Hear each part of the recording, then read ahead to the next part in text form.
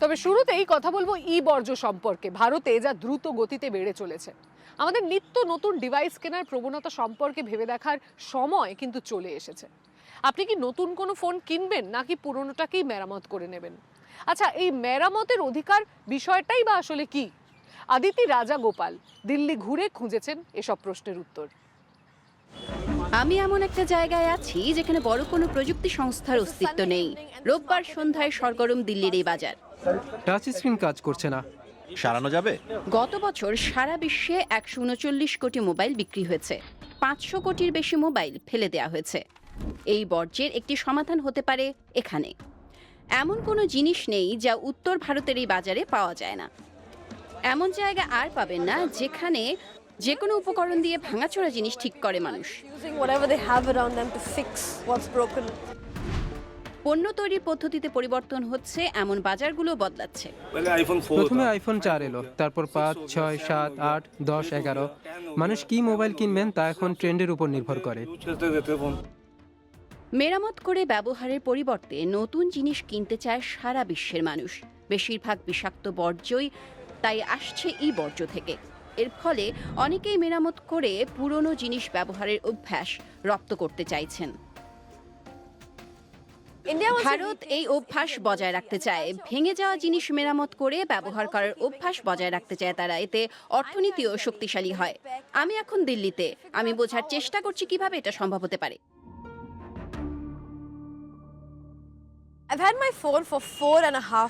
আমার ফোন 4.5 বছর ধরে চলছে। স্মার্টফোনের হিসেবে যা অনেক দিন। এটা কতদিন চলবে সেটা আমার কাছেও একটা চ্যালেঞ্জ। তবে অসাবধানতাবশত এই ফোনের ডিসপ্লে নষ্ট হয়ে গেছে। নতুন ফোনের দাম পড়বে 30,000 টাকা। দেখি এটা সারানো যায় কিনা। 12,000 টাকা লাগবে। আমি নিশ্চিত নই। একটা নতুন ব্যাটারি এবং আরো বেশি মেমোরি আছে এমন নতুন ফোনের বদলে 3 ভাগের 1 ভাগ টাকা দিয়ে সারানো ঠিক হবে কিনা। শোরুমে এর খরচ 16,000, যা ফোনের দামে প্রায় অর্ধেক। তাই ওখানে যাব না। দেখি আর একটু খোঁজ নেই। এটা বৈদ্যুতিক সরঞ্জামের বাজার। এদের দেখুন, কারো অনুমতি আছে কিন্তু বাকিরা অনিবন্ধিত। কিভাবে শুরু করলেন এই কাজ? দেখে করেছি। ওরা বলল সস্তায় ফোন সারানো যাবে, তবে সেটা মনে হয় সোজা পথে না।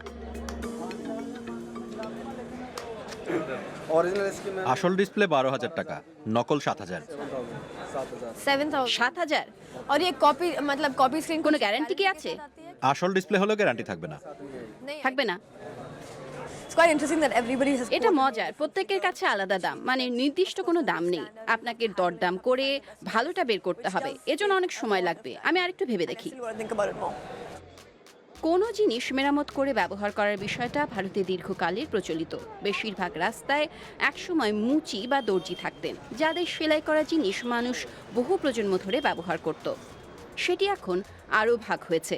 যেমন ইনি জিপ সারাইয়ের দক্ষ।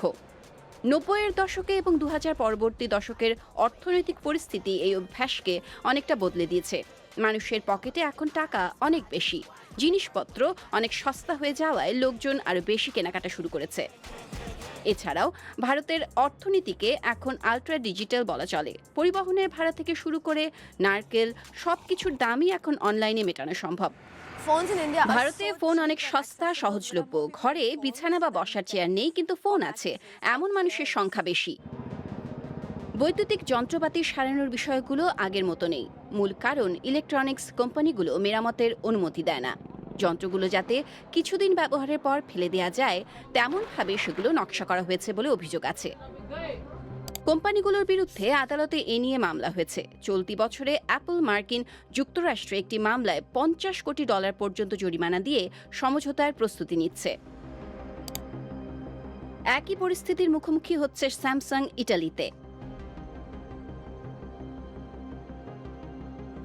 এমন সব কারণে ভারতে ই বর্জ্য বেড়েই চলেছে। উন্নয়ন এবং সমৃদ্ধির পথে বেশিরভাগ দেশই এমন অভিজ্ঞতার মুখোমুখি হচ্ছে। এই বর্জ্যের খুব কম অংশই পুনর্ব্যবহার হয়। This is where এখানে ইলেকট্রনিক্স পণ্যের মৃত্যু হয়। দেশের সবচেয়ে বড় ই বর্জ্যের বাজার এটি। in the country. ফেলে দেয়া ইলেকট্রনিক্সের ট্রাক প্রতিদিন এখানে আসে। স্থানীয় ব্যবসায়ীদের কাছে সেগুলো দেয়া হয়। তারা সেগুলো আলাদা করেন, পুনর্ব্যবহারকারী বা অন্যান্য স্ক্র্যাপ ডিলারদের কাছে যন্ত্রাংশগুলো বিক্রি করেন। তবে ই বর্জ্য আসলে কোথায় নেই? Look এটা at that. দেখুন,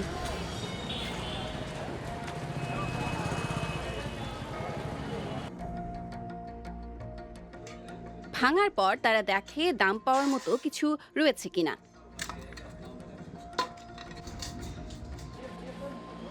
এর ফলে নিকাশি ব্যবস্থায় ক্ষতিকর প্রভাব পড়ে, জল যাওয়ার জায়গা থাকে না। এই বর্জ্য সংগ্রহকারীদের মধ্যে অনেক শিশুদেরও দেখেছি আমরা, যদিও এর প্রভাব ভীষণ ক্ষতিকর। ই বর্জ্যের সীসা, ক্যাডমিয়াম বা বেরিলিয়াম ত্বকে প্রদাহ তৈরি করে, লিভার এবং মস্তিষ্কের বিকাশের সমস্যার সঙ্গেও তা যুক্ত। এমনকি নবজাতকেরাও তার ভুক্তভোগী হয়।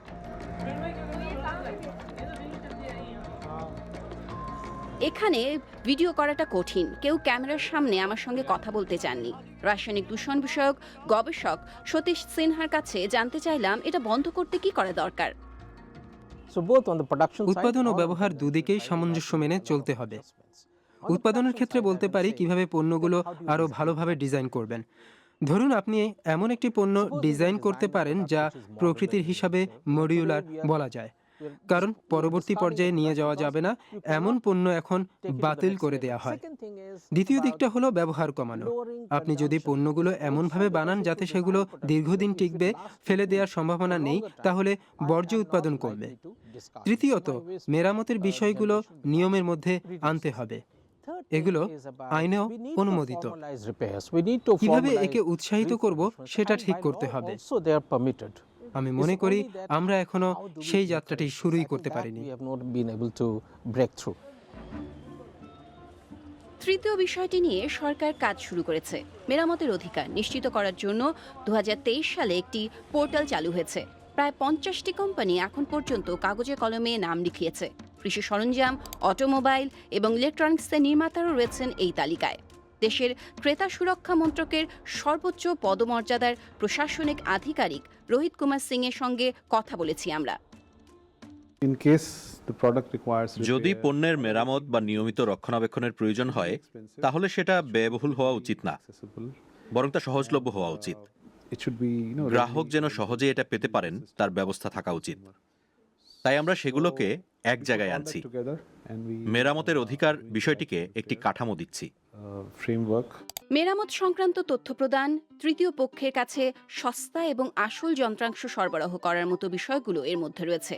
এছাড়া নির্দিষ্ট কিছু নিয়ম চালু করা হচ্ছে, যেমন 2025 জুনের মধ্যে সব চার্জারকে হতে হবে USB-C। আমরা ব্যবসায় কোনো রকম বাধা হয়ে দাঁড়াতে চাই না। এছাড়া এটা একটা জটিল জিনিস। একদিকে আপনি চান দেশে ব্যবসা বাড়ুক, অর্থনীতি উন্নত হোক, বিদেশি বিনিয়োগ বাড়ুক, সেই জন্য আপনি বিষয়গুলোকে সহজ করতে চান। অন্যদিকে ক্রেতার বা গ্রাহকের স্বার্থ এবং পৃথিবীকেও আপনার রক্ষা করতে হবে। এটা বেশ প্রতিযোগিতামূলক ব্যাপার। বড় সমস্যা, এই কাঠামোটা এখনো স্বেচ্ছাধীন। এটি এখনো বিল হিসেবে সংসদে যায়নি। এটা দীর্ঘ প্রক্রিয়া। ইনি বেঙ্গালুরুর আলিয়ান্স বিশ্ববিদ্যালয়ের আইনের অধ্যাপক জং উই দুনিয়া। ভারতে মেরামতির অধিকারের বিষয়টিকে খতিয়ে দেখছেন তিনি। সংসদে পাশ হলো না, এমনও হতে পারে, তাই না? হ্যাঁ, এটা সম্ভব। এর কারণ আমরা ভারতের বেশ শক্তিশালী উৎপাদক গোষ্ঠীর স্বার্থের কথাও বলছি। 2010 সালে মাঝামাঝি সময়ে একটি মামলা হয়েছিল ভারতে, যার নাম কাটারিয়া মামলা। 14টি গাড়ি প্রস্তুতকারককে কাঠকড়ায় তোলেন শামসের কাটারিয়া নামে একজন আইনজীবী। এই প্রস্তুতকারকেরা নির্দিষ্ট কিছু দোকানকে মেরামতের একচেটিয়া অনুমতি দেয়। তিনি যুক্তি দেন, এই নির্মাতারা খুচরো যন্ত্রাংশের বাজার একচেটিয়াভাবে দখল করে রেখেছে। এর বিরুদ্ধে নির্মাতারাও আদালতে পাল্টা লড়াই করেছিলেন। তাদের যুক্তি ছিল, আমরা যদি গ্রাহকদেরকে আমাদের বিভিন্ন সরঞ্জামগুলো দিয়ে দেই বা অনেক লোককে সেই গাড়ি বা সেই পণ্য মেরামতের অনুমতি দেই, তাহলে এটি আমাদের মেধাসত্ত্বের অধিকারের উপর প্রভাব ফেলবে। আদালত তার রায় জানিয়ে দেয়, গ্রাহকেরা যেখানে পছন্দ সেখানে যেতে পারবেন। তারা নিজেদের সামর্থ্য ও সুবিধা অনুযায়ী সিদ্ধান্ত নেবেন। সমস্যা হলো, বাজারে যদি মেধাসত্ত্বের মর্যাদা না থাকে, আপনি সেই শিল্পে বিনিয়োগে উৎসাহী হবেন না। যে সংস্থা এই ইলেকট্রনিক পণ্যগুলো উৎপাদন করে বাজারে প্রবেশে তারা উৎসাহী হবে না। তারা হয়তো বাজার ছেড়ে চলে যেতে পারে, কারণ তারা বলবে আমরা উদ্ভাবনের জন্য যথেষ্ট উৎসাহ পাচ্ছি না, কারণ মেরামতের অধিকারের ফলে মেধাস্বত্ব বা ইন্টেলেকচুয়াল প্রপার্টির অধিকার সুরক্ষিত থাকছে না। অভিন্ন ইউএসবিসি চার্জার নিয়ম নিয়েও এরই মধ্যে নানা প্রশ্ন উঠেছে। ভারতের কাছে অ্যাপল এ নিয়ে সময় চেয়েছে। তারা বলেছে সময় না বাড়ালে উৎপাদনের লক্ষ্যমাত্রা পূরণ করতে রীতিমতো সমস্যায় পড়বে সংস্থা। কিন্তু মেরামতের অধিকারের অর্থনৈতিক যুক্তিও আছে। ইলেকট্রনিক্স তৈরিতে যে উপাদানগুলো ব্যবহার হয় তার বেশিরভাগের কোনো হিসেব নেই। এর মধ্যে গুরুত্বপূর্ণ সম্পদ রয়েছে, যেমন লিথিয়াম, যা ভবিষ্যতে আমাদের আরও অনেক বেশি প্রয়োজন হবে। এর জাতীয় মূল্য অনেক বেশি। অনেক দেশ এ ব্যাপারে এগিয়ে যাচ্ছে। 2024 সালের গোড়ার দিকে ইউরোপীয় পার্লামেন্ট সক্রিয় হয়। ইউরোপীয় ইউনিয়নের 27টি দেশ মেরামতের অধিকারকে শক্তিশালী করার পক্ষে ভোট দেয়। এজন্য কোনো কোনো দেশ আলাদা তহবিলও গঠন করেছে। ফ্রান্স এমন একটা ব্যবস্থা তৈরি করেছে যা অন্যদের জন্য উদাহরণ হতে পারে। তারা রিপেয়ারেবিলিটি ইন্ডেক্স তৈরি করেছে। যুক্তরাষ্ট্র বেশি পিছিয়ে নেই। এমন সব উদ্যোগ ভারত বা অন্য দেশের উপরেও প্রভাব ফেলবে। কিছু পণ্যের বিশ্বব্যাপী সরবরাহের ব্যবস্থা আছে, সেই পণ্যগুলো সেভাবেই তৈরি হয়। সারা বিশ্বের চাহিদাকে এক করে দেখার কাজটা বেশ কঠিন, কিন্তু তারপরেও আমরা ইইউ এর সঙ্গে যুক্ত হয়েছি। ইইউ একটা নির্দিষ্ট তারিখ থেকে এটা বাধ্যতামূলক করছে, তাই আমরা বলেছি ইইউ এর সময়ের সঙ্গে আরো 6 মাস জুড়ে দিচ্ছি। ভারতে পণ্য মেরামতের বাজার $2,000 কোটি।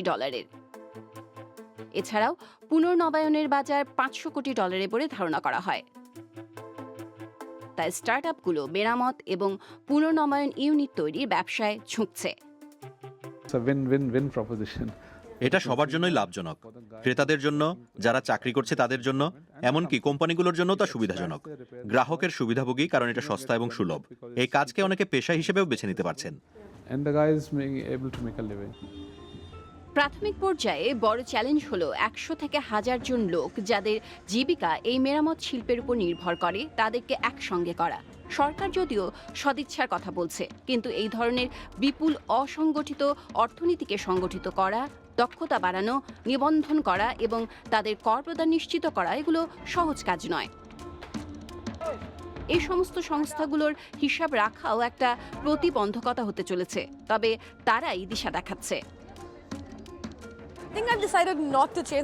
আমার ফোনের ডিসপ্লে এখন আর পাল্টাবো না। এটা নতুন ফোনের দামের প্রায় 3 ভাগের 1 ভাগ। এটা খরচ সাপেক্ষ। আর নিশ্চয়তা নেই ডিসপ্লে পাল্টালে তা কতদিন চলবে, তাই ফোন যতদিন না খারাপ হবে ব্যবহার করব, তারপর নতুন ফোন কিনবো। কিন্তু মেরামতের অধিকার চালু হলে সিদ্ধান্ত পাল্টাতে পারি। ভারতের মতো উন্নয়নশীল দেশগুলোতে আগে থেকেই পুনর্ব্যবহার এবং মেরামতের পুরনো সংস্কৃতি রয়েছে, যা পরিবেশ বান্ধব ভবিষ্যতের জন্য একটা বড় সুযোগ হতে পারে।